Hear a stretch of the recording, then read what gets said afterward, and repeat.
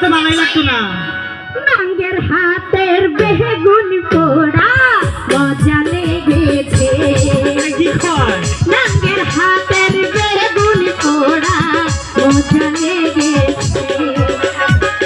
ভাতারের ভাত খাবো না গো, ভাতারের ভাত খাবো না গো, বল না বাবা রে। নাঙ্গের হাতের বেগুন পোড়া মজা লেগেছে। দাদুর হাতের বেগুন পোড়া মজা লেগেছে। এই আমার বাচ্চা ভালো লাগে না। আমি তোর ঘর করবো না।